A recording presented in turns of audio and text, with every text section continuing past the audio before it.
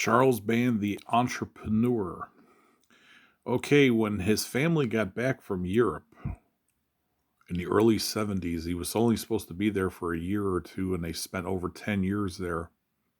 I think it was like maybe closer to 15. So he was already a late teenager, and he got a job as a tie salesman at a store in LA, and he says he hated that job. So what he did was he saw an ad in a newspaper about the guy had like a 50-year run of the New York Times in Dallas. So he ended up buying it. I think it was like 10 grand or 20. It was either 10 or 25 grand. I forgot what was the price. But he ended up turning it into a gift business where he had a friend go on the Johnny Carson show. And what he did was they gift wrapped one of the newspapers with the date of Johnny Carson's birthday, and they advertised that way. It was basically guerrilla marketing, and they turned it around and they made a gift business. And he says he made a couple hundred grand, and boom, that's how he was able to finance his first movies. And that business continued on until when he started the video companies.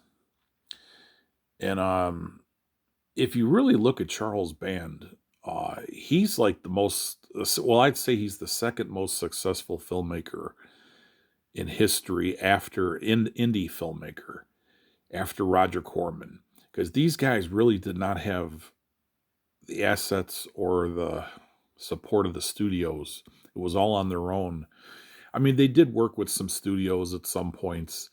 He had a Paramount distribution deal for Full Moon, and he had Metal Storm was released by Universal here in the United States.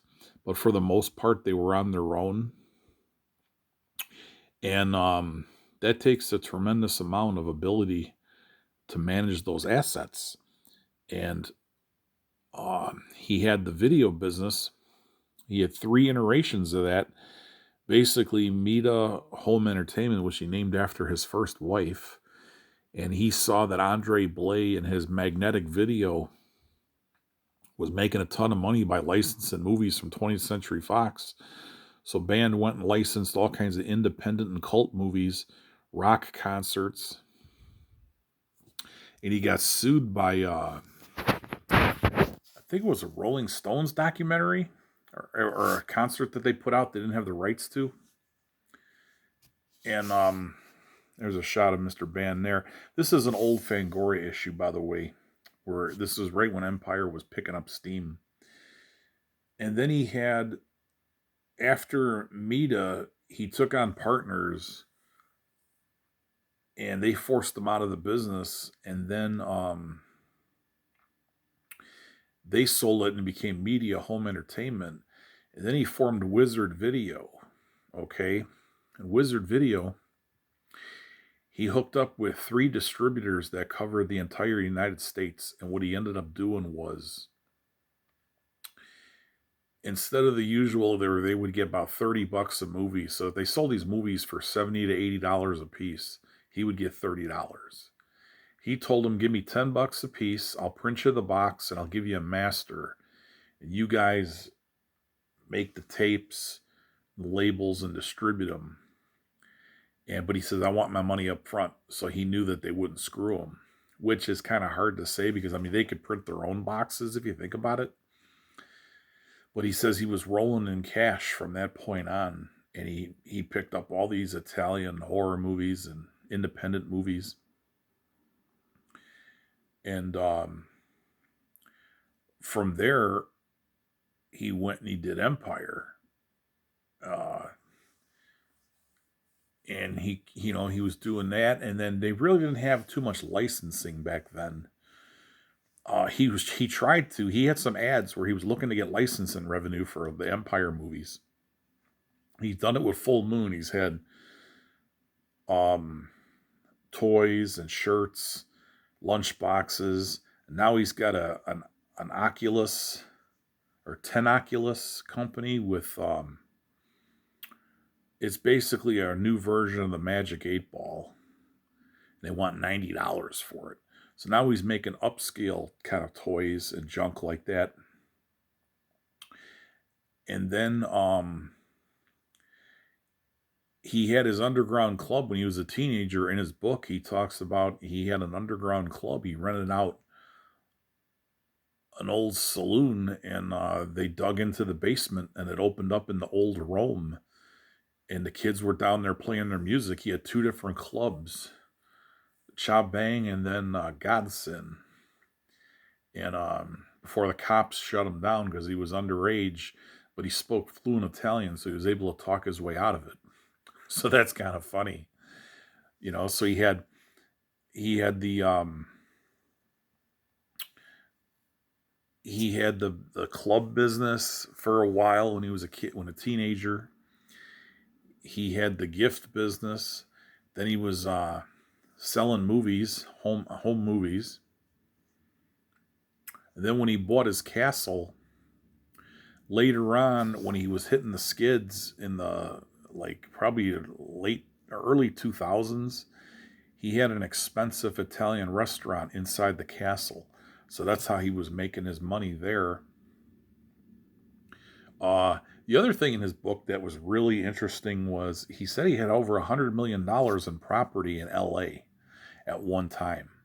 If you added up all the rental properties he bought, so he had apartment buildings and houses and stuff like that. I would not have let that go. Even if things got bad, at some point I would have shut down the film thing and just kept the movies, and he could have kept the real estate. He could have been rich off of that. But that's what I would have did. And he also had the De Laurentiis Entertainment. He had the studio in Rome. So that was a major money pit, where that basically is what basically almost bankrupted Empire, is he paid over $20 million for that. And then he had the Romanian film studio that he lost to his partner there. When he would hit the skids, he'd sell him parts of it until he had no more stock in the company.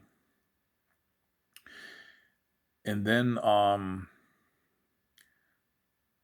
he also had studios in the United States where he was running out of warehouses. In LA, he was filming stuff out of warehouses and the puppet stuff.